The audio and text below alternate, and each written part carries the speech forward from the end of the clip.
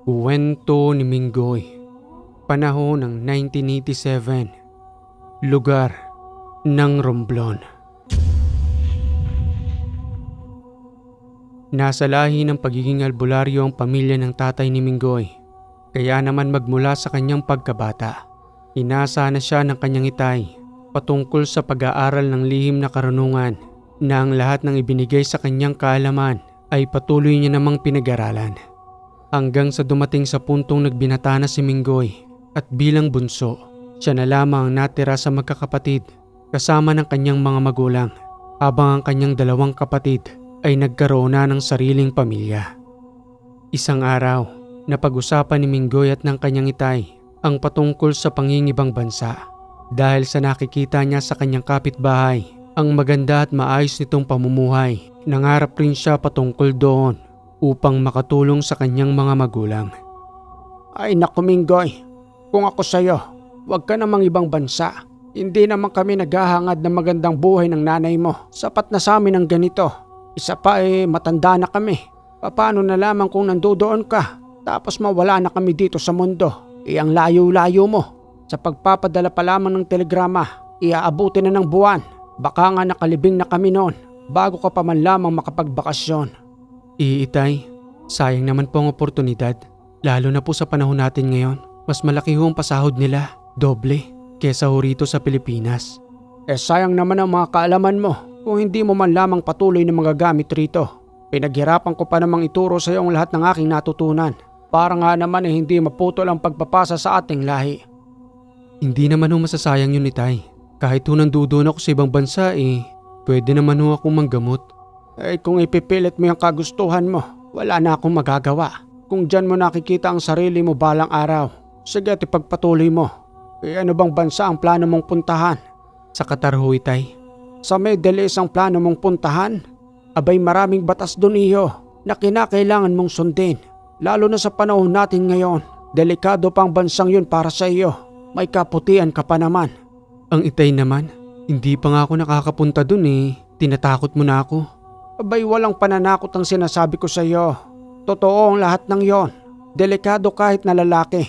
Lalo na kapag maputing tulad mo. Abay kaakit-akit sa paningin ng ibang mga naninirahan doon. Hindi ko naman sinasabing lahat pero may mga nangyayaring hindi mo magugustuhan na doon mo lang mismo malalaman. Para saan pa ho ang mga itinuro mo sa akin? Pati na rin ho ang mga gamit na meron ako.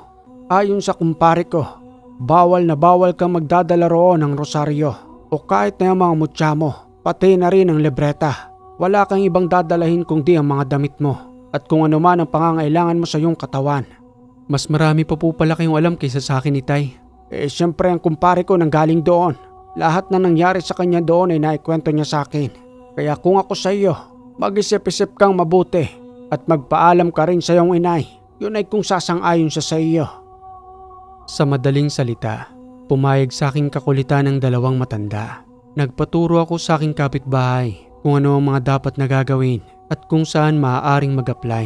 Lumuwas ako ng kamay nilaan kasama ng aking kapitbahay na iyon hanggang sa makarating nga kami sa nasabing syudad na sa unang pagkakataon ay una ko pa lamang itong nasilayan. Ang ganda ho pala rito at ang daming sasakyan.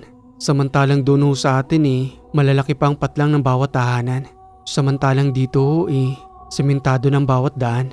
Nakakatuwa ding tingnan ng mga nagtatayugang mga gusali. Abay lalo na sa gabi Minggoy, makikita mo ang naglalaki ang gusaling yan. May mga ilaw na nagliliwanag na parang matataas na Christmas tree kapag ka sinulyapan mo sa malayo. Matutuwa ka sa kamay nilaan, subalit mag-iingat ka. May mga panganib din dito, tulad sa ating probinsya. Pero alam mo ba na mas marami dito? Kaya dapat maging alerto ka, pati na rin yung mga daladala mong gamit. Baka magulat ka na lamang wala na yung wallet mo dyan.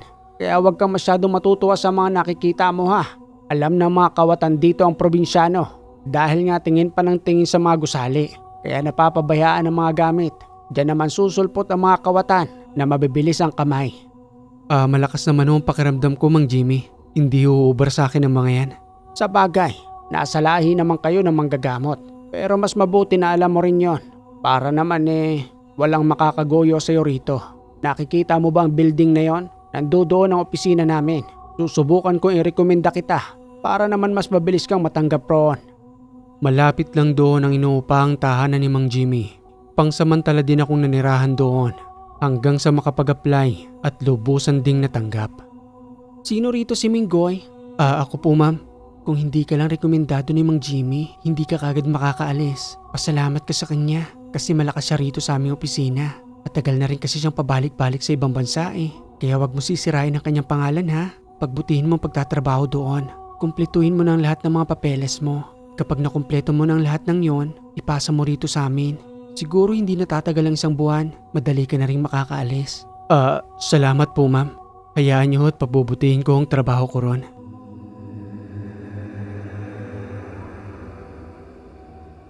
Makalipas ang isang buwan, nang makumpleto kong lahat ng kinakailangan, pinag-report ako sa aming opisina. Ibinigay sa akin ang flight details, sabay attend ng orientation patungkol sa bansang aking pupuntahan. O nasa sa inyo ng mga envelope ninyo, nandiyan dyan ang passport at ang lahat ng papel na kinakailangan ninyo sa immigration. Wag na wag kayong magpapasaway doon ha. Maging maingat kayo sa bawat galaw ninyo dahil sa pagdating ninyo ron, ibang-ibang Pilipinas. Maluwag dito, samantalang doon ay mahigpit. Kaya dapat ay malakas din ang inyong pakiramdam. At ang lahat ng mga sinabi ko sa inyo, susundin ninyo. Wag na wag ninyong kalilimutan. Bawal doon ang alak dahil maaari kayong makulong. Kaya kung ano man ang mga gawain nyo rito, iwanan ninyong pangsamantala. Sa pagbabalik nyo na lamang rito, saka nyo muling ibalik yung dati ninyong ugali. Pero doon, wag na wag ninyong gagawin dahil maaari kayong makulong sa simpleng pagkakamali lang. Ayos! Bukas na ang flight ko. Makakapagtrabaho na rin ako sa ibang bansa. Matutupad ko ng pangarap ko para kay Ina at kay Tay. Ayoko talagang maging albularyo lang. Walang pagangat sa buhay. Pinagbigyan ko lang talaga si Tay para hindi naman sumama ang loob niya sa akin. Kinabukasan nga, maaga pa lamang ay gising na ako at ang lahat ng aking mga gamit ay nakahanda na. Kagabi pa lamang ay hindi na ako makatulog dahil na rin siguro sa pag-iisip kung anong maaaring maging sitwasyon dahil yun ang unang pagkakataon na makasakay ng eroplano. Oy Minggoy, alam ko yung nararamdaman mo. Hindi ka nakatulog kagabi ano? Tingnan mo nga yung mata mo oh. Nangingitim na halatang kulang sa tulog. Maaari ka pa namang magpahinga. Total ay alas 5 pa yung flight mo. Handa na ba ang lahat ng gamit mo? Hindi na ako makatulog Mang Jimmy. Kahit na ano pong pikit ng mata ko yung utak ko naman naglalakbay. Pero hayaan nyo kapag nakaramdam ako ng antok, pipilitin ko hong matulog. Nakahanda naman ako ang lahat ng gamit ko. O siya sige, paghahanda kita ng pagkain para mamaya. Dahil mamimiss mo ang mga pagkain dito sa Pilipinas. Ibang-iba ang pagkain doon. Sa una hindi mo magugustuhan ang lasa. Pero habang tumatagal naman sumasarap na rin. At iba ang bigas doon. May pagkabuhaghag. Pero masarap naman. O sa sigit, maiwan muna kita dyan. Ipagluluto kita ng adobong baboy. Makalipas ang ilang oras, hindi na talaga ako nakatulog. At sa pagpatak ng alas 12, tinawag na ako ni Mang Jimmy para kumain habang may masarap na adobong baboy. Mang sarap naman ho nito Mang Jimmy. May pagkatuyo yung pagkakaluto mo ng adobo. Kaya nanuot yung lasa sa laman ng baboy.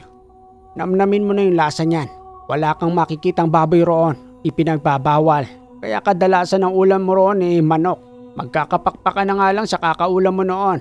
Kaya nga minsan ang pagkain ko na lamang ay kubos. Pero nagluluto pa rin ako ng itlog. Ipinapalamang ko lamang sa kubos. Ayun, solve na ang gabihan o kaya tanghalian.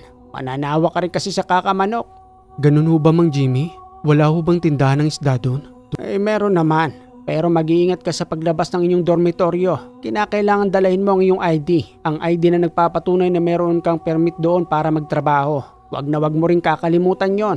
Dahil kapag nakalimutan mo yon ay nako, ikukulong ka. At saka kung lalabas ka magsama ka ng mga Pilipino roon. Wag na wag kang lalabas mag-isa dahil delikado. Baka makita ka na lamang doon sa disyerto. Hindi natin masasabi kahit na may kaalaman ka pa mas mainam pa rin ang nag-iingat. Salamat to sa paalala ninyo Mang Jimmy. Kayo ho, kailan ho bang flight ninyo? Ang sabi sa akin doon sa opisina, siguro sa susunod na buwan pa. Kaya nga maghihintay pa ako rito. Pero sigurado naman daw yon dahil magkakaroon na ng mga bakante. Ayoko na kasing bumalik doon sa dati kong kumpanya sa ibang bansa. Maghahanap naman ako ng iba yung medyo malaki ang sahod. Total marami na akong karanasan. Kaya maaari na akong mag-demand sa kanila. Sige na't bilisan mo na ang pagkain mo. Ihahatid pa kita sa airport. Pero hanggang labas na ako Minggoy. Di ba sabi mo sa akin na 6 kayong magkakasama? Oo Mang Jimmy, magkakasabay ho kami. Huwag kang hiwalay sa kanila. Sundan mo lamang kung saan din sila papunta para naman hindi ka maiwan sa flight mo.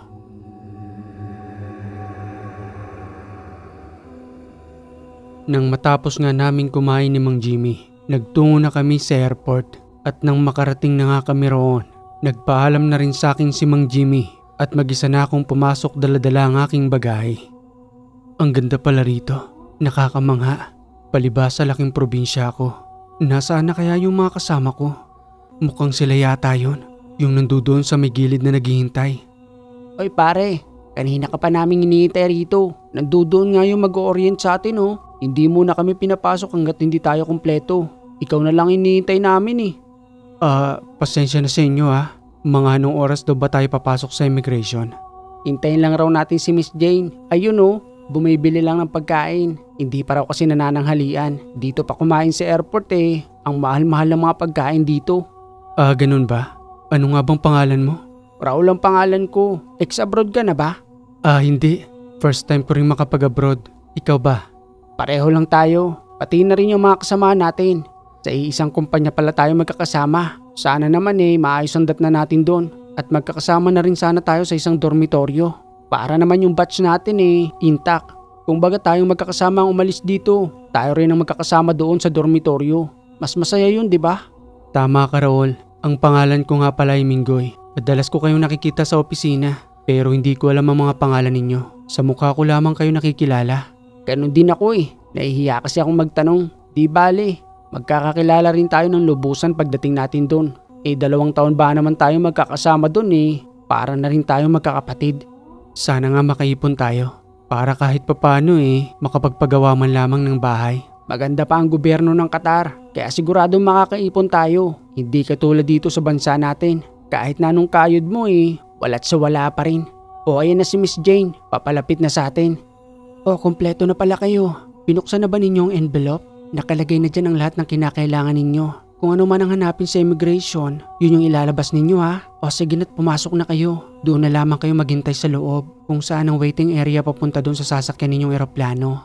Sige po Miss Jane. Pagtatanong-tanong na lang po kami ron para naman hindi kami mawala rito. Ang laki-laki pala ng airport. Salamat po Miss Jane. Alis na po kami. Nagpatuloy kami sa paglalakad. Isa lang ang napansin namin noon.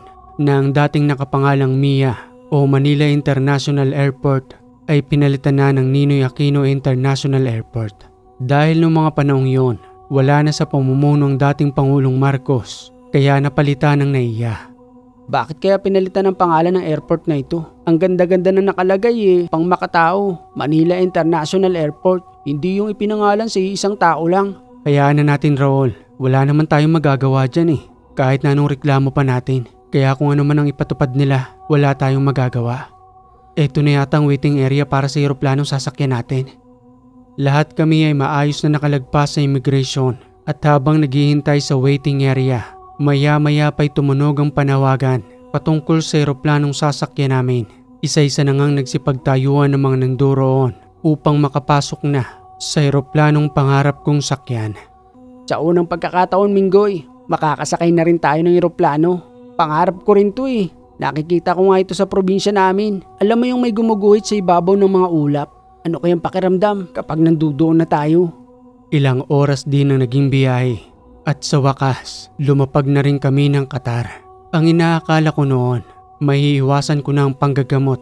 Dahil nga sa nasa ibang bansa na ako, malayo sa mga mangkukulam, barangan, at kung anong uri man ng masasamang nilalang na mayroon sa ating bansa.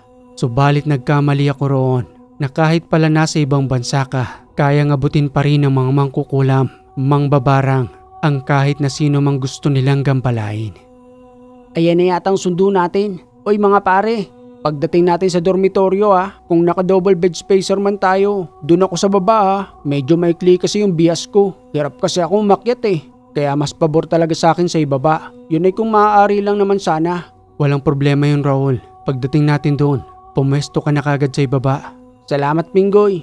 Tara na, yun na nga yung sasakyan. Nakapangalan dun yung kumpanya na papasukan natin. Pagdating namin sa dormitoryo, pinauna na nga namin si Raul at doon na siya nakapwesto sa ibaba. Nang mga panahong yon, mainit ang simoy ng hangin at ang dormitoryo namin ay nasa gitna ng desyerto.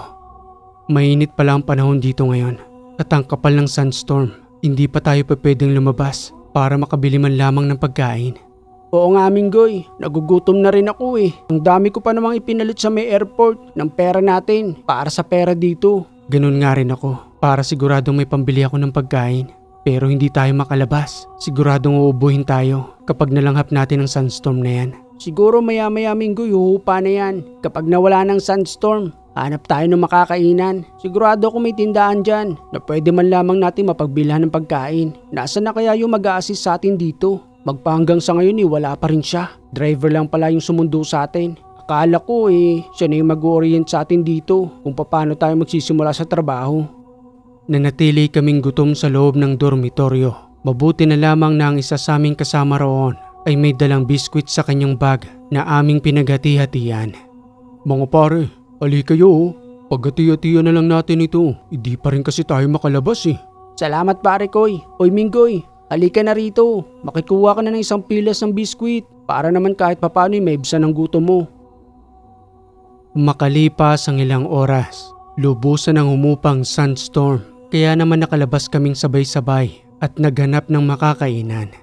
Ayun Minggoy may Pilipino. Pagtanong tayo sa kanya kung saan may tindahan dito para hindi na tayo mahirapan maghanap. Halos mga Indiano at Pakistani ang mga nandirito. Hindi naman marunong mag-Ingles kaya wala tayong mapagtanungan. Kabayan, saan ba may tindahan dito ng pagkain? Gutom na kasi kami. Hindi pa rin kami pinupuntahan na mag-orient sa amin dun sa dormitoryo. Wala rin namang ibinigay sa amin pagkain yung driver. Kaya eto, pare-pareho pa rin kaming gutom. Diyan lang kabayan sa may kabilang kanto. Mag-iingat lang kayo ha. Lalo na't baguhan kayo rito. May mga ID na ba kayo? ID? Anong klaseng ID? ID na magpapatunay na meron kayong permit dito para magtrabaho.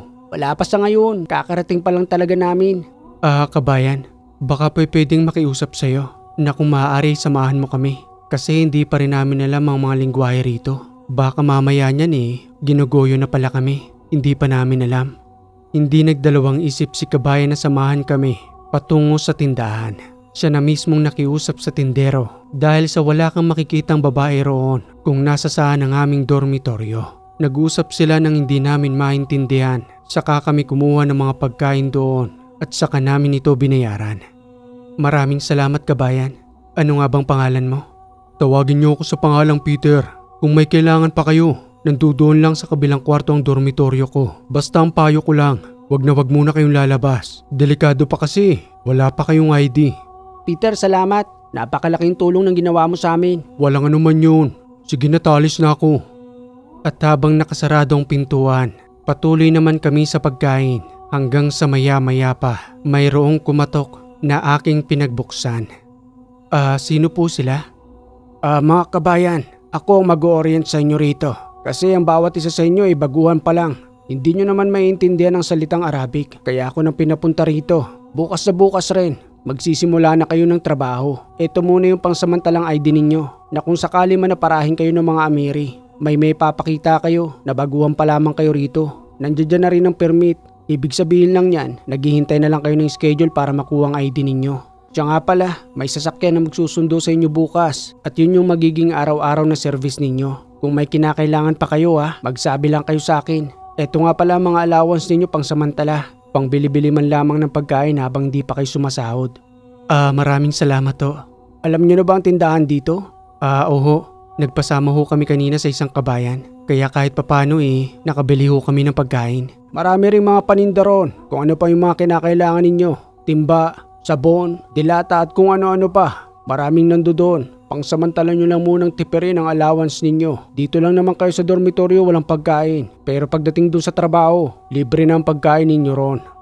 Sa kinahaponan ay muling bumalik ang lalaki na nagpakilala sa amin sa pangalang Miroy. Dala-dala niya ang aming mga uniforme at nang maibigay na nga sa amin niyon, muli na rin itong umalis na isa pala siyang Pinoy na coordinator. Yun pala ang coordinator nating si Miroy. Mabuti na lang at pinuntahan niya tayo rito. Akala ko pababayaan lang tayo ni hindi man lamang natin alam ang gagawin. Ayos, may dagdag allowance pa tayo. Dagdag na rin sa perang pinapalit natin. Sana maging maayos ang trabaho natin dito. Para naman mabilis tayong makapag-adjust. Yun nga lang yung panahon, sobrang init. Mapahawak ka nga lang sa kandado ng pintuan sa labas. Para na ito nagbabagang apoy sa init. Pero masasanay din tayo. Sa una lang siguro ito. At saka ang pagkakaalam ko, ayon sa sinabi sa akin ni Mang Jimmy, kapag taglamig raw rito kinakailangan din natin ng makapal na jacket. Kasi hindi rin basta-basta ang lamig dito. Kung gaano kainit ang panahon ngayon, kapag nagtaglamig naman, hindi rin natin kayang tisin. Kaya kinakailangan natin ng makapal na jacket. Ganon ba? Di dapat pala. Ngayon pa lamang na tag-init bumili na tayo ng makapal na jacket. Para naman mas mura pa ngayon kaysa sa pagdating ng taglamig. May kamahalan ng mga yan. Saka na Raul, baka naman kapusin tayo sa budget.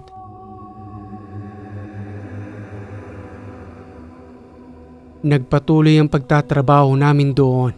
Maayos naman ang aming naging kalagayan.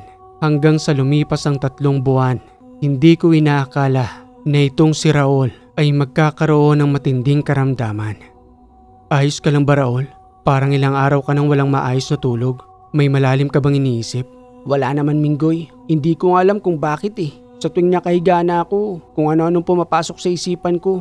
Para na nga akong mababaliw O baka dala lang siguro ito ng homesick. Siguro inaatake lang ako noon. Namimiss ko lang siguro ang mga magulang ko. Sigurado ka bang homesick lang yan? Oo naman Minggoy. Homesick lang siguro ito. Baka sa ilang araw mawala na rin. Ganito raw kasi talaga kapag nag-a-abroad. Ang kalaban natin ay matinding homesick. Pero ang pinagtataka ko lang bakit pati sa pagtulog ko inaabala ko. Gusto mo bang gamutin kita? Anong gamutin ang sinasabi mo? Puro ka namang kalukuhan Minggoy Sige na nga at matutulog na ako. Nasa itaas ako ng higaan ni Raul habang siya naman ay nasa ibaba. Kaya ramdam na ramdam ko sa gabi na paulit-ulit lamang itong bumabalikwa sa kanyang higaan na para bang nagkaroon na ng insomnia na hindi siya pinapatulog. Hanggang sa isang umaga, habang patuloy kami nagtatrabaho sa isang restaurant, napansin ko ang mga pasa sa kanyang braso. Unti-unti itong kumakalat sa kanyang katawan na kanya namang sobrang ipinag-aalala. Anong nangyayari sa braso mo? Bakit puro pasa na yan? Hindi ko nga rin alam Minggoy. Basta nagsipaglabasan na lamang ang mga yan. Hindi nga lang sa braso meron ako Pati na rin sa aking katawan. At ang nakakapagtaka, ang bilis niyang dumami. Tinawag kami ng aming supervisor. Bagya kaming napahinto sa aming pag-uusap. Pero ang pagkakatansya ko sa nangyayari sa katawan ni Raul, may gumagambala sa kanya nang hindi niya nalalaman. At nang matapos nga ang maghapon naming pagtatrabaho, habang nakasakay kami sa aming service, tumabi ako sa kinauupuan ni Raul upang masinsinang kausapin ito. O bakit ka lumipat dito Minggoy? May kailangan ka ba? Wala naman. Patungkol nga pala sa naputol nating usapan kanina. Seryoso ako Raul. Kaya kitang matulungan sa pamamagitan ng panggagamot. Andyan ka na naman Minggoy Paano mo akong gagamutin? Hindi ka naman doktor. Hindi lahat ng taong marunong manggamot ay doktor. Meron tayong tinatawag na pisikal na karamdaman at yun ang kinakailangan ng doktor. Meron din namang pang-espiritual na kayang gamutin ng isang albularyo. Di kung hindi ka doktor, isa kang albularyo?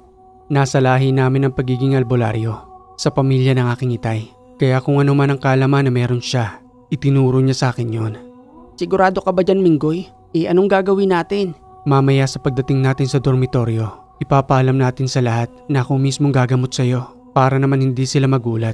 Malamang siguro pagtatawanan tayo sa una. Pero ang mahalaga para sa akin, gumaling ka Raul.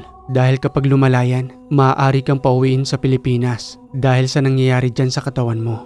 Yun ang iniisip ko Minggoy Paano na lamang ang pangarap ko? Kung sa isang idlap dahil sa mga pasang ito, o pwede na nila akong pauwiin. Sige mamaya pagdating natin sa dormitoryo, ikaw nang bahala sa akin. Nagtitiwala naman ako sa iyo Minggoy. Maya-maya pa sa pagdating namin sa dormitoryo, pinaupo ko si Raul sa kanyang higaan. Samantalang ang mga kasama namin doon ay patuloy kaming pinagtatawanan. Mga pare, magtiwala lang sana kayo sa akin. Para ito sa kaibigan nating si Raul. Ayaw nating mapauwi siya. Kaya kahit na pinagtatawanan niyo man kami, wala akong pakialam. Ang mahalaga ay maging maayos si Raul. Pasensya ka na Minggoy. Naninibago lang kasi kami. Hindi naman namin nakalain na marunong ka palang manggamot. Pero at least 'di ba, meron na kaming malalapitan dito. Kung sakaling magkasakit kami. Mahirap din kasi magkasakit dito sa ibang bansa. Wala tayong ibang malalapitan. Tama kayo Ron.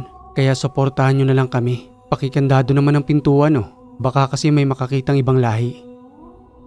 Iniangat ko ang damit ni Raul upang tingnan ang kalagayan ng kanyang katawan. Tadtad na ito ng pasa habang animoy may namumuong tubig na nagmumula sa mga pasang iyon. Pumikit ka na Raul at magtiwala ka lang sa gagawin ko.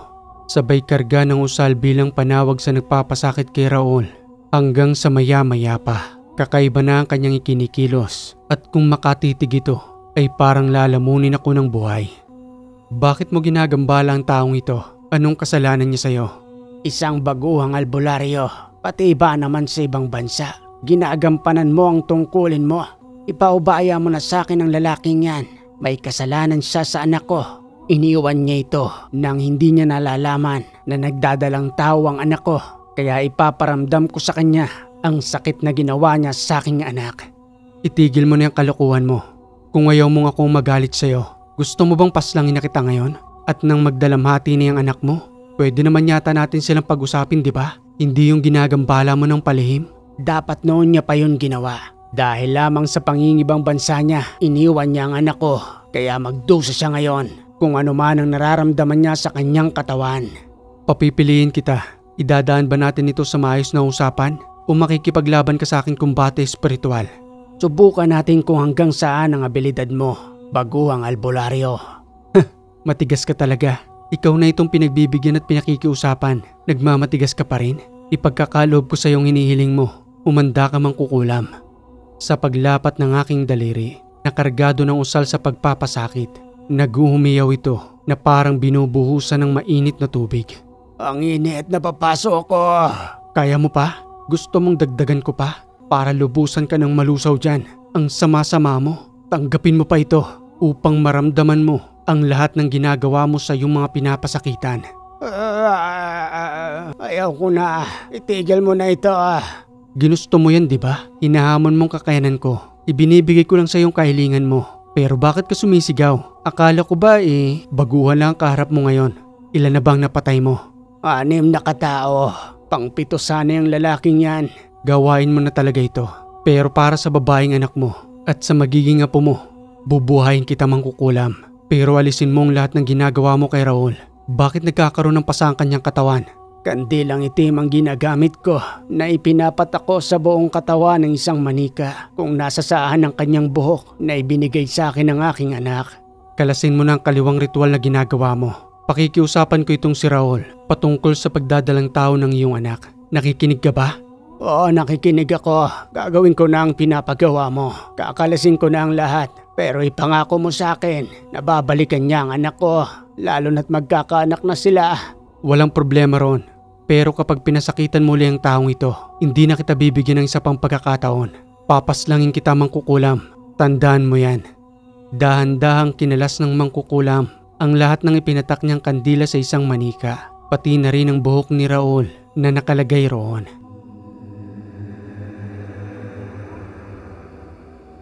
Magaling na ba ang taong ito? Oo, magaling na siya. Hintayin niya na lamang na mawala ang lahat ng kanyang mga pasa sa paglipas ng ilang araw.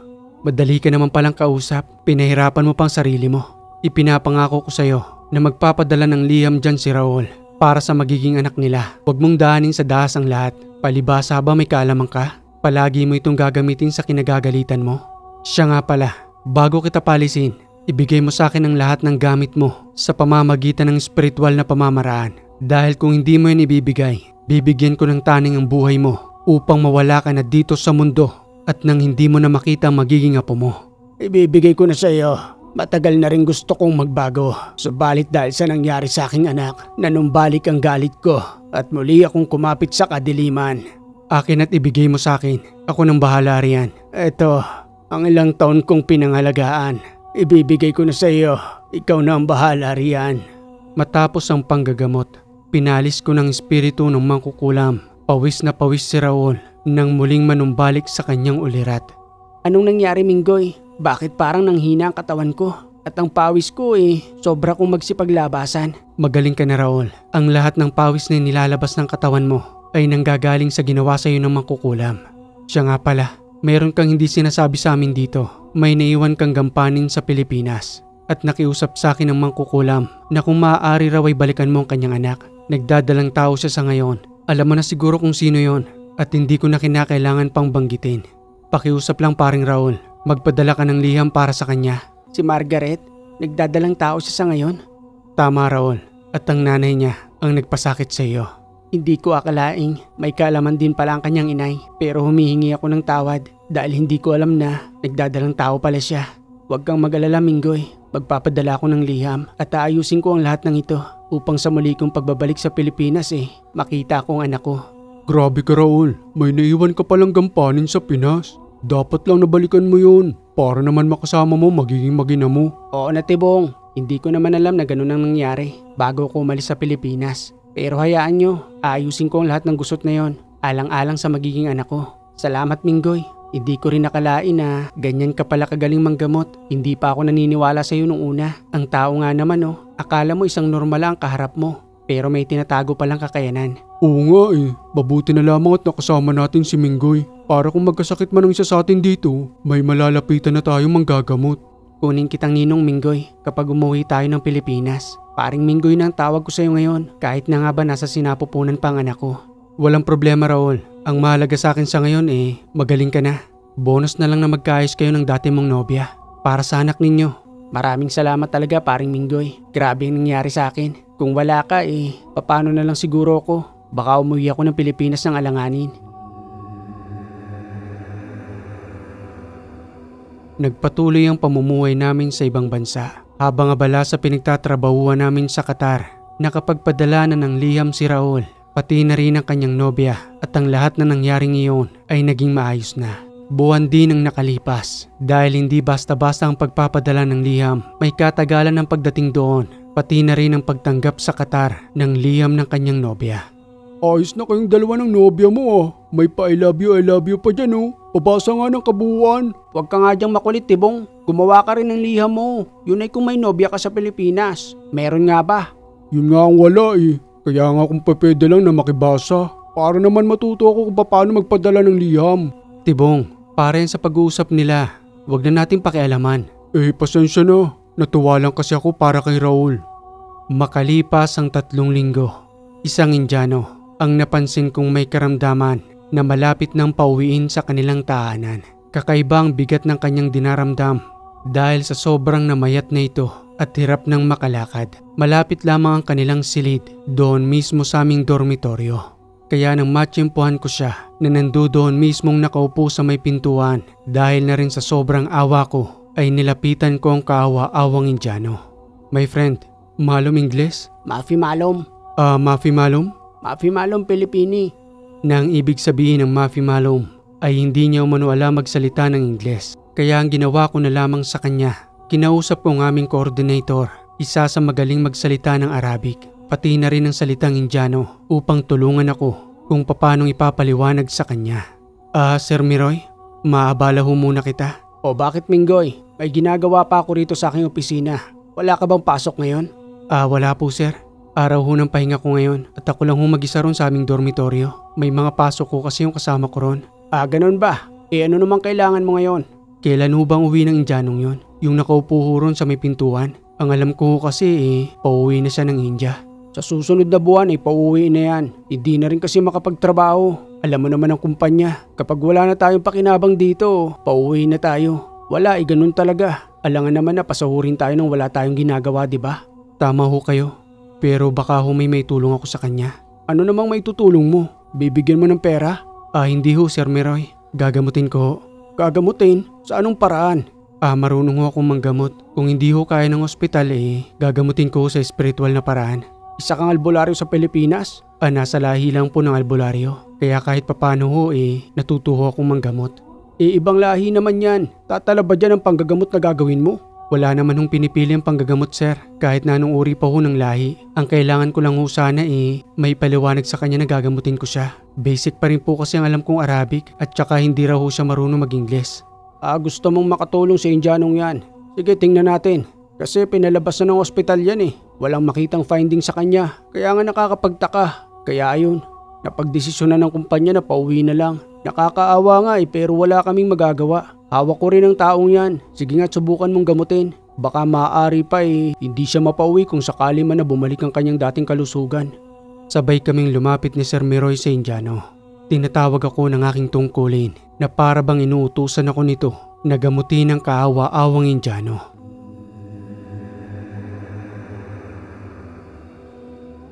Patuloy niya itong kinausap sa kanilang lingwahe. Madali itong sumang-ayon dahil umano sa kanilang lugar ay marami ring gumagamit ng black magic. Pinapasok ko siya sa loob ng aming dormitoryo at sakay sinagawa ang panggagamot hanggang sa mapag-alaman namin na binabarang ang Indyanong yon. Sir Meroy, pansin niyo ho bang lumalabas sa kanyang katawan? May mga insekto. Kayo ho ang magtanong sa kanya dahil sa hindi ko ho alam ang kanilang lingwahe. Patuloy na kinausap ng aming coordinator ang espiritu na nakasanib sa katawan ng Indyano. Minggoy, ang nakasanib sa kanyang katawan ay ang dati niyang nakaaway dito. Naalala ko nga, meron siyang nakaaway na dati niyang katrabaho. Pero yun ang nagsimula, kaya ayun, pinauwi namin ang Indyanong yun. Yun pala may kaalaman pala siyang kaliwa. Siyang nang babarang sa lalaking ito. Sabihin mo Sir Meroy, na kung hindi niya pagagalingin ang lalaking ito, makakatikim siya sa akin ng matinding leksyon. Naging daan ang aming coordinator sa aming pag-uusap. Subalit tulad ng dati, nagmamatigas ang gumagamit ng itim na kapangyarihan dahil sa ang pakiramdam nila ay sila na ang pinakamalakas. Matibay ka rin, kakaiba ang kaalaman ninyo, pero nanggaling pa rin yan sa demonyo. Walang makakatumba sa kapangyarihan ng liwanag. Kaya kitang lusawin kahit pagaano kalakas ang puder mo. Patuloy kong pinasakitan ng lalaking mambabarang. Pilit kong sinira ang kanyang baluti at ang lahat ng kanyang puder ay binasag ko. Nasaan ang kapangyarihang pinagyayabang mo?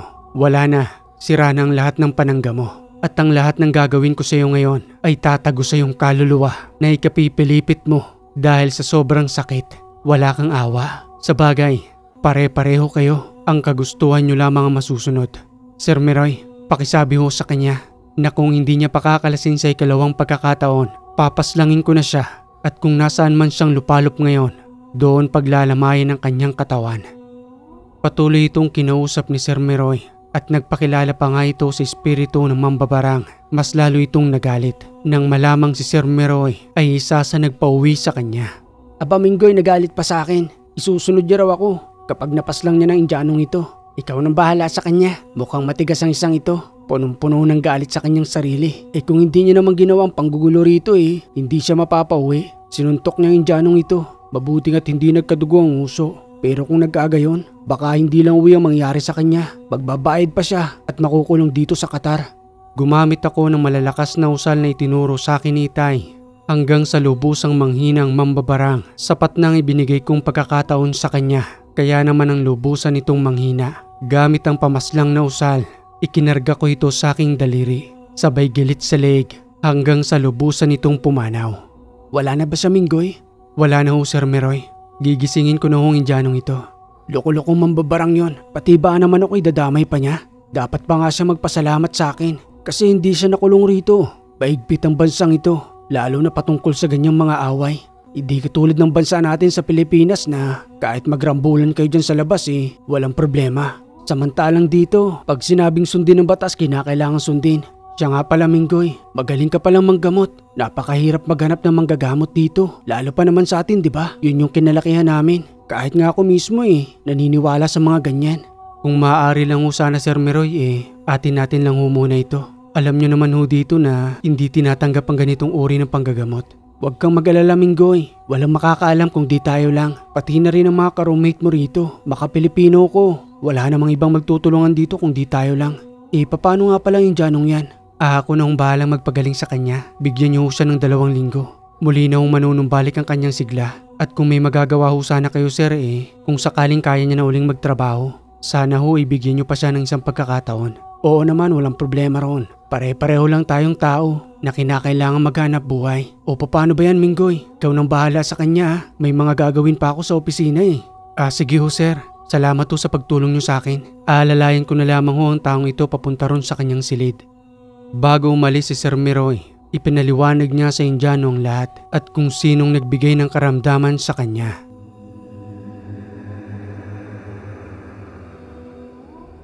Makalipas ang 2 linggo, ang planong pagpapauwi sa Indyano ay hindi na natuloy dahil sa lubusang paggaling nito.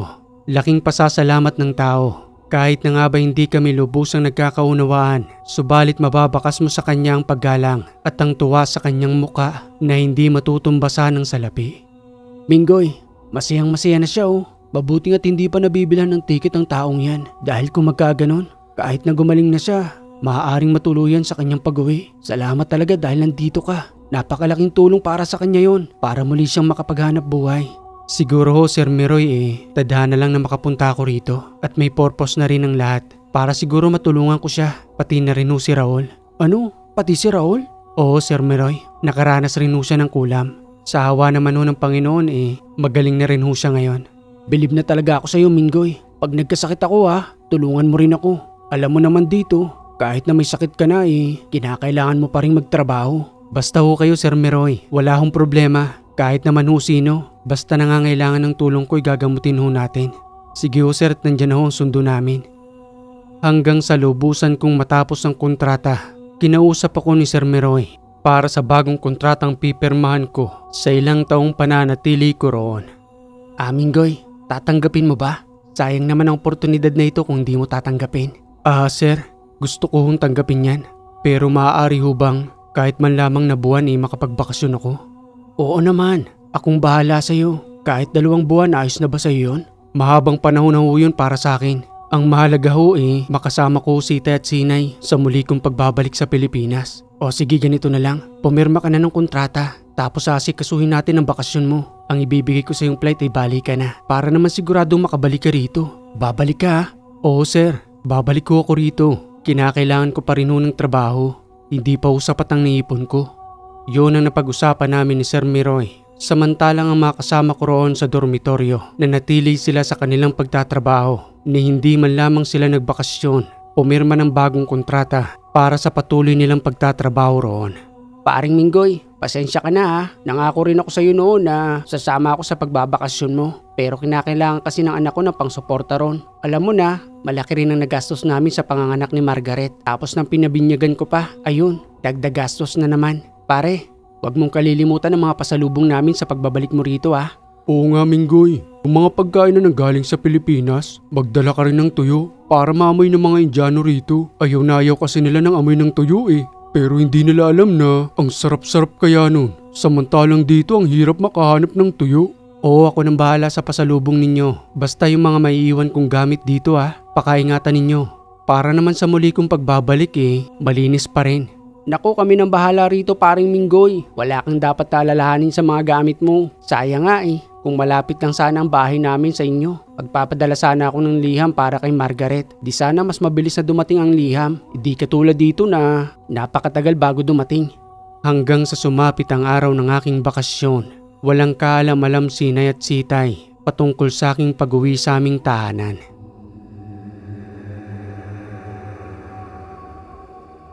Inay? Itay? Sino ba yung tumatawag sa labas ng tahanan natin? Parang kilala ko ang boses niya. Oy Minggoy, abay, nakauwi ka na pala. Niwala ka man lamang pasabi sa amin. Inya, nandirito ng anak mo. May Minggoy ang anak ko. Ikaw na ba talaga yan? Mas lalo kang pumuti roon. Abay, pasok na sa loob ng tahanan. Ano ba yung mga bit-bit mo? Napakarami naman. Mga pasalubong ko sa inyo, galing pa ho ng Qatar. Ano ba ito, mga matatamis? Hindi naman kami mahilig ng tatay mo rito. May mga damit din ho dyan, Inay. Para ho yan sa inyong dalawa. Man ho, Inay, Itay. Abay, kaawaan ka ng Panginoon. Kamusta naman ang pagtatrabaho mo roon, anak? Mabuti naman ho, Itay. Maayos naman ho ang kalagayan namin doon. Nung una lang siguro medyo nag-adjust kami ng konti dahil sa kakaibang panahon doon. Hindi ho tulad dito sa atin na madalas ang pagulan. Doon ho bibihira lang ho umulan. Kayo ho dito ni Inay. Kamusta naman ho ang kalagayan ninyo rito? May masamang balita, anak. Sa ngayon kasi hindi na ako nanggagamot. Ang pamilya ng iyong inay, inatake ng mga aswang. Wala naman akong magawa. Dahil nga sa mahina ng tuhod ko. Alam mo na ang tatay mo, medyo tumatanda na. Kaya magpahanggang sa ngayon, hindi ko pa naipag-iiganti ang pamilya ng iyong nanay. Bakit ito nangyari yun? Ayon kasi sa bali-balita sa sitio ng San Nicolas, kung saan naninirahan ng kapatid ng iyong nanay. Ang sabi roon may nakalitan sa sinasaka nilang lupa. Tapos magmula noon, gabi-gabi na raw umanong may nanggagambala sa kanilang tahanan. Ang pagkakasabi roon mga matataas na uri ng aswang ang mga bangkilan. Kaya nga na nagtungo kami roon, wala man lamang ni isang bakas ang nakita kami roon. Ang nakababatang kapatid ng iyong inay, pati na rin ang kanyang pamilya ay inubos ng mga bangkilan. Wala ho ba kayong nagawa, Itay? Ano nga bang magagawa ko sa ngayon? Mahina na ang tuhod ko. Gusto ko man silang hanapin para makipagdigmaan. Hindi na kaya ng katawan ko anak at wala naman akong ibang pinagpasahan ng kaalaman kung di ikaw lang. Ang mga kapatid mo ay normal lang namang namumuhay. Hahanapin ko sila Itay.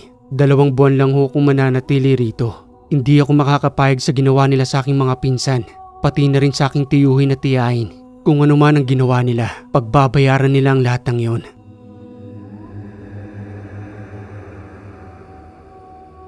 Muli kong binuksan ang baul kung saan nakalagay ang lahat ng aking mga gamit. Ang lahat ng yun ay pinangalagaan ni Itay. Kahit na nga ba nasa malayo ako, patuloy niya itong pinapakain ng mga dasal. Pati na rin ang medalyong waksim na ipinamana sa akin noon ni Itay. Kumpleto pa rin ho ba Itay ang mga mutya ko rito? Oo naman anak, buksan mo. Makikita mo ang mga gabay. Mas lalo silang lumakas. Pati na rin ang iyong medalyong waksim. Araw-araw ko ba namang pinapakain ng dasal para hindi manghina ang lahat ng gamit mo. Pati na rin ang itim na punyal ay nandiyan sa loob ng baul. Sa pagbukas ko ng baul, kumpleto pa nga ang lahat ng aking mga gamit. Habang napapanahon na para gamitin ang itim na punyal, isa-isa ko itong hinagkan upang muling magpakilala sa kanila na ako ang nangangalaga sa kanila noon hanggang sa isuot kong medalyon ng waksim at kunin ang itim na punyal na gagamitin ko sa pagpaslang sa mga bangkilan. Mas malakas nga ang lahat ng gamit ko ngayon Itay. Salamat to sa pangangalaga mo. Ako na hong bahala sa mga bangkilang yon. Mali sila ng kinanting pamilya. Pagsisisihan nila ang ginawa nila. Dahil ako mismong haharap sa kanila para makapagiganti. Pasensya ka na anak ha. Hindi na kita masasamahan doon. Hindi na talaga kaya ng tuhod kong sumama sa iyo. Sa totoo lang ipinahanap ko na sila sa aking alagang elemento.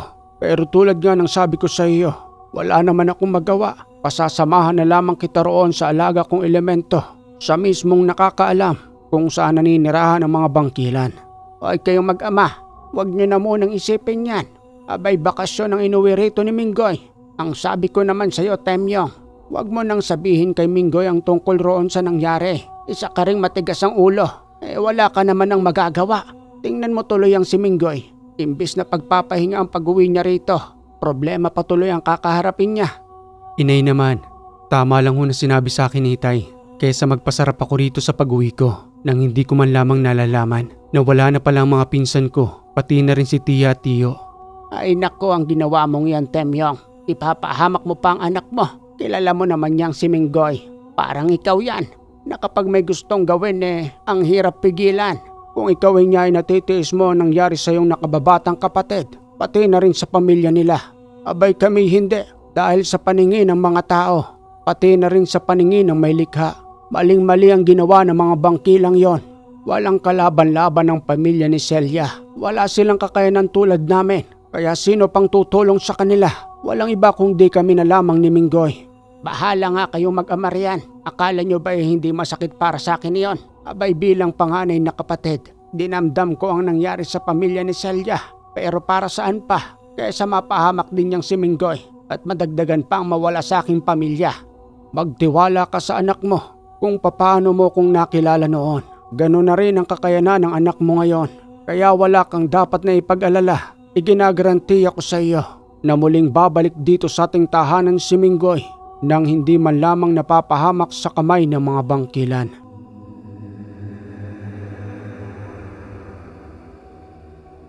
At habang lumilipas ang araw ng pagbabakasyon na dapat ay nagpapahinga ako ng mga araw na yon, mas pinagbuti ko ang muling pagdarasal upang pagtibayin pa ang lahat ng aking proteksyon.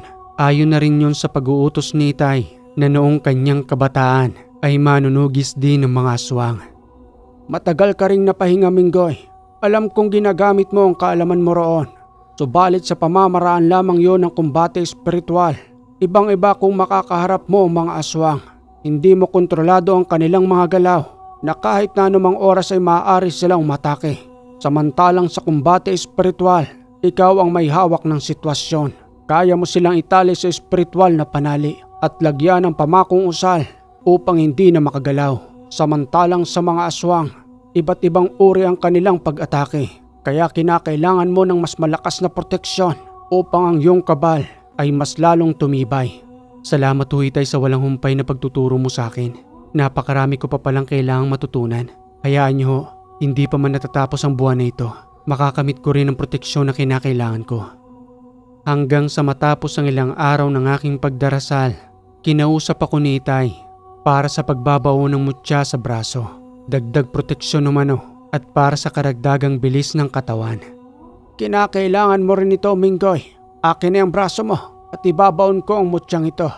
Gamit ang matalim na punyal, itinarak iyon ni Itay sa aking balat, subalit nahirapan siya ng mga oras na iyon dahil sa sobrang kapal ng kabal na ikinarga ko sa aking katawan. Abay, pinahihirapan ako ng balat mo, Minggoy, na hindi ko man lamang masugatan. Ayos lang ba sa iyo na pangsamantala kong idiskomunyon upang maibaon ko ang mutyang ito? Sige ho, Itay. Kayo ang bahala. Kabisado ko naman ho ang mga usal para sa kabal. Uy, pinsan Minggoy. Nandito ka na pala sa bahay ninyo ni hindi ka man lamang nagpapasabi. Ilang araw ka na nagbabakasyon. Wala man lamang kaming natikmang pasalubong. O ikaw pala yan, pinsang Dayo. Pasensya na kayo ha. Hindi kasi ako nagdala ng maraming pasalubong. Para lang kay Net kay Itay. Nagbibiro lang ako. Pero kung meron ka pa dyan, okay lang naman sa akin. Patikman ko lang yun ang galing sa ibang bansa. Alam mo na, laking probinsya. Kung pareho lang ba ang lasa ng chocolate dito at dun sa ibang bansa? Inya, pakibigyan mo nga ito ng tsokolate si Dayo. Yun ay kung hindi pa malambot ang tsokolate riyan at hindi pa ba kinakain ng langgam. Eto Dayo, medyo malambot na nga lang yan. Ikaw nang bahalang magtiyaga riyan ha. Salamat po, makakatikim na rin tsokolate na nanggaling sa ibang bansa. Ano bang ginagawa ninyo, Minggoy? Nagbabaw ng mutya. Mutya, nagpapalagay ka na rin pala. Pero para saan? Huwag mo nang alamin, Dayo. Hindi mo rin naman mauunawaan. Sige, alis na ako, Minggoy. Salamat ulit sa tsokolate ha. At nang matapos ang pagbabao ng mutya, kinargahan ito ng usal ni Itay para sa mas mabilis na paghilom ng sugat. Ayos na yan, Minggoy. Kailan mo ba planong magtungo roon upang masabihan ko ang alaga kong elemento para samahan ka kung saan naninirahan ng mga bangkilan? Sa araw ho, Itay, ng Biyernes.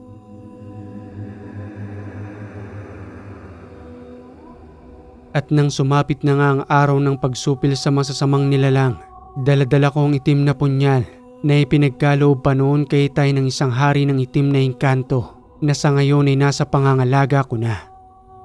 Sige na, Minggoy, at mag-iingat ka. Gamitin mo ang lahat ng natutunan mo at huwag kang magpapabaya o magpakakampante dahil sa ang mga aswang na bangkilan ay may kakaibang abilidad para magbago ng iba't ibang uri ng anyo. Alalahanin mo ang langis sa iyong bulsa at yan ang palatandaan kapag malapit na sila sa iyo o mayroong nagbabadyang panganib. Sige ho, Itay, madali ko naman hong matutunto ng lugar dahil sa kasama kong kaibigan mong elemento. Patuloy akong naglakbay hanggang sa makarating sa sitio ng San Nicolas. Dinaanan ko ang tahanan nila Tia Celia. Giba-giba na ito, sira na ang mga dingding, pati na rin ang kanilang bubong. Grabe ang nangyari sa kanila. Pinagkaisaan sila ng mga yon. Mga anak kayo ng dyablo. Magkakaharap-harap din tayo. Kunting oras na lang, may paghihiganti ko na kayo, Tia. Hanggang sa lubusang sumapit ang dilim, nakarating na ako sa pinagkukutaan ng mga bangkilan. Malapit lamang yun sa pinagsasakahan nila Tia Celia. Patuloy sa pagbula ang lana. Nararamdaman kong nasa paligid lamang sila na patuloy na nagmamanman sa aking pagdating. Lumabas kayo, mga anak ng dyablo. Alam kong nandiriyan lamang kayo sa paligid. At alam kong alam ninyo na may kakayanan ako upang ubusin kayong lahat. Maya-maya pa, ang 4 na tahanang walang sindi ng gasera ay biglang nagkaroon ng liwanag. Habang may nagsisipaglapitan sa akin na nagmula pa sa masukal na damuhan. Nagsalita ang isa roon habang nagwiwika ng, Ginoo, mukhang naligaw ka yata ng daan. Maling lugar ang napuntahan mo. Delikado ang lugar na ito para sa katulad mong tao. Kaya kung ako sa iyo, umalis ka na rito bago pa mangyari ang hindi mo magugustuhan. Hindi ako naliligaw at kayo ang sinadya ko rito. Ano? Kami ang sinadya mo? Nagpapatawa ka yata, Ginoo. Hindi ka nga namin kilala. Pero kapansin-pansin ang kasuotan mo. Pati na rin ang iyong medalyon. Nagliliwanag ito. May plano ka bang paslangin kaming lahat? Tama ka, tanda. Patungkol ito sa 5 buwan na nakalipas sa pagkitil ninyo ng buhay ng pamilya ni Tia Celia. Si Celia, ang nagmamay-ari ng karatig naming sakahan. Ay nararapat lamang sa kanila yon.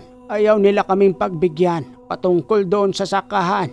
Akala siguro nila Normal na tao lang ang kausap nila roon. Hindi nila alam na kayang-kaya namin silang paslangin. Kaya ngayon, ang pagmamay-ari nilang sakahan, kami na ang nagmamay-ari noon. Mga lapastangan, isa ako sa kadugo ni Tia Celia at ako ang uubos sa inyo sa ginawa ninyong pagpaslang sa kanila. Sa totoo lang, Ginoo, nabusog kami sa pamilyang yon, lalo na sa mga kabataan. Hinahanap-hanap namin ang kanilang mga laman, lalo pat sariwa ito, pati na rin ang kanilang dugo. Bulong na wika sa akin ng kasama kong elemento na wag umano kong padadala sa aking galit dahil sa isa iyon sa pamamaraan ng mga bangkilan upang mawala ko sa aking mga plano at manaig sa akin ang puot na pagmumula ng aking pagkapahamak. Salamat sa paalala mo, kaibigan. Kamunti ka na ako ron. Magaling ang matandang ito. Parang binabasa niya ang aking isipan, kaya mas lalo niyang pinangingibabaw ang aking galit ayon sa mga sinasabi niya patungkol sa nangyari sa pamilya ni Tia Celia. Magaling ka, tanda, pero hindi ako patatalo sa'yo sa ganyang uri lang ng abilidad. Humanda kayo, 10 ng iyong kasamahan ay papaslangin ko kasama ng iba pa ninyong mga lahi. Ipinakita ang kaakit-akit na itsura ng mga bangkilan, matatangos ang kanilang ilong, magandang pagmumuka, lalong-lalo ng mga kababaihan na ginagamit nilang pang-akit para sa kanilang bibiktimahin. Ganyan ba ang pamamaraan ninyo? Hindi nyo ako madadala sa pang-aakit nyong yan. Buhay ang kinuha ninyo, kaya buhay rin ninyo ang kapalit. Wala na tayong magagawa. Mukhang hindi natin malilinlang ang isang ito. Paslangin na ninyo at pagpira-pirasuhin ang katawan upang gawing hapunan. Ang maaamong mukha ng mga bangkilan ay unti-unting nagbago na nagmukhang halimaw. Yan ang tunay ninyong anyo. Mga halimaw, lasapin ninyong itim na punyal, nakikitil ng buhay ninyo. Isa-isa itong sumugod sa akin at gamit ang matalim na punyal, itinatara ko sa bawat isa ang pilit na sumusugod na paulit-ulit akong inaatake hanggang sa ang dalawa roon ay kagad kong napabagsak. Magaling ang lalaking ito. Hindi ko rin nakalain na may kamag-anak pala itong si Celia na isang mandirigma. Mukhang hindi kita nababalitaan, Hiho. Saang lupalop ka nang galing? At bakit ngayon ka lamang sumulpot dito na parang kabote? Hindi na mahalaga yon. Ang layunin ko sa pagpunta rito ay ubusin kayong mga bangkilan. Ang sasama ninyo, walang kalaban-laban ang pamilya ng aking tiyahin. Pero anong ginawa ninyo? Inubos ninyo sila na parang kumuha lang kayo ng pagkain sa kagubatan. Ang mahihinang tao na tulad nila Celia ay para sa amin. Sila ang pagkain namin. Kaya ang malalakas ay matitira at ang mahihina dito sa mundo ay mawawala. Ganoon ang buhay. Kaya kahit paanong gawin mo, papaslang at papaslang kami ng mga tao para sa aming pagkain.